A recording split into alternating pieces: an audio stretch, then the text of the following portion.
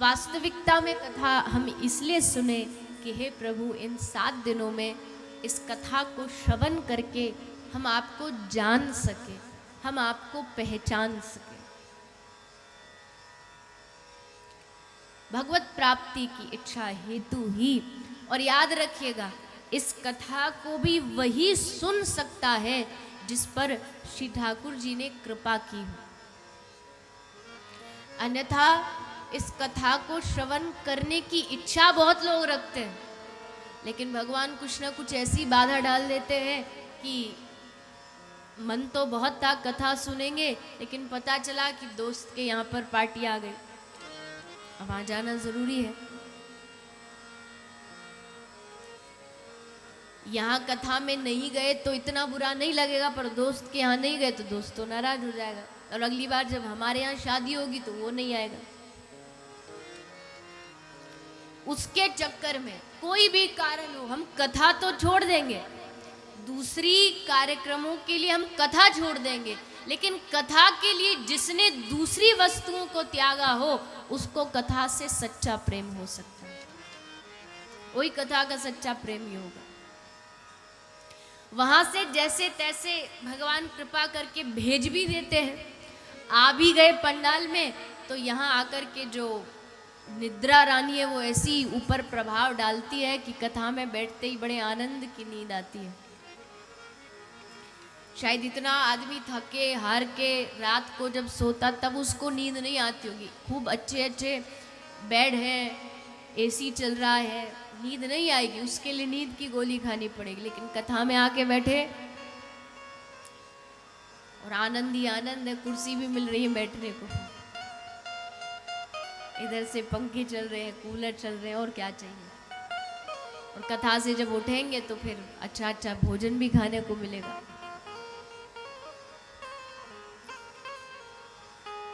खैर, आप सब वो वाले श्रोता नहीं हैं, आप तो सच्चे हृदय से सुनने वाले, सच्चे हृदय से सुनने वाले हैं कि नहीं है? है कि नहीं? लेकिन श्रोता 3 प्रकार के होते हैं। एक होते हैं श्रोता, एक होते हैं सरोता, एक होते हैं सोता। श्रोता वही होते हैं जिनका उद्देश्य कोई कुछ और नहीं होता, कोई व्यवस्थाएं नहीं होती, केवल कथा होती है। इनसे थोड़ी दूसरी कैटेगरी वाले सरोता होते हैं। वो कथा सुनने कम, व्यवस्थाओं पर ज़्यादा ध्यान देते हैं। कथा के बीच में ठंडा ठंडा पानी आना चाहिए, और ज़्यादा गर्मी पड़ रही तो शरबत भी मिल जाए तो फिर आनंद ही आ जाए। ये होना चाहिए, वो होना चाहिए, ऐसा होना चाहिए, वैसा होना चाहिए। ये व्यवस्थाओं पर ज़्यादा ध्यान देते। और तीसरे सोता होते हैं, ये व्यवस्थाओं से इनको लेना देना नहीं, कथा से लेना देना नहीं, ये बेचारे बस आते हैं अपनी नींद पूरी करने के लिए। लेकिन आप सब तो श्रोता ही हैं और श्रोता ही बने रहिएगा, और प्रयास करिएगा कि जो कथा हमको भगवत कृपा से प्राप्त हुई है, इस कृपा को विफल न जाने दें, इस कृपा को बेकार न जाने दें। बिन सत्संग विवेक ना होई, बिन सत्संग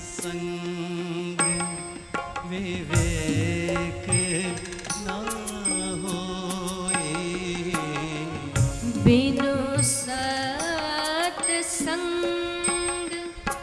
विवेक ना होई, बिन सत्संग विवेक ना होई, राम कृपा बिन सुलभ ना सोई, राम कृपा बिन सुलभ ना सोई, राम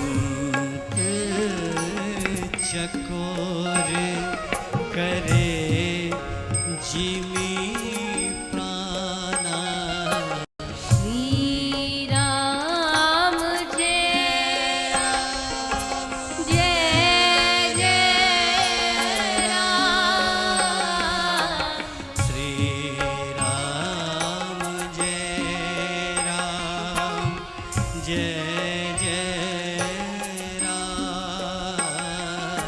श्री राम जय राम जय जय राम। श्री राम जय राम जय जय राम। गोस्वामी जी ने कहा कि बिन सत्संग विवेक न हो, बिना सत्संग के विवेक प्राप्ति नहीं हो सकती, और विवेक प्राप्ति के लिए सत्संग आवश्यक है। और सत्संग के लिए क्या आवश्यक है? राम कृपा बिन सुलभ न सुन। बिना श्री हरि की कृपा के, बिना श्री ठाकुर जी की कृपा के ये सत्संग की प्राप्ति हो नहीं सकती।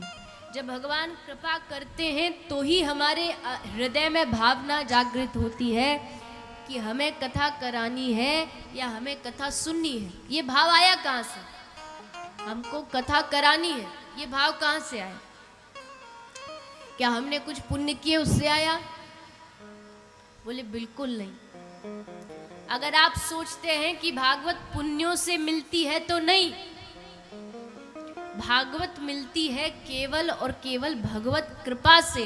जब भगवान ने कृपा की तो हृदय में इच्छा जागृत हुई, इच्छा जागृत हुई तो प्रयास हुआ, और जब प्रयास हुआ तब जाकर के ये श्रीमद् भागवत का आयोजन किसी भी स्थान पर हो पाता है, केवल और केवल भगवत कृपा से।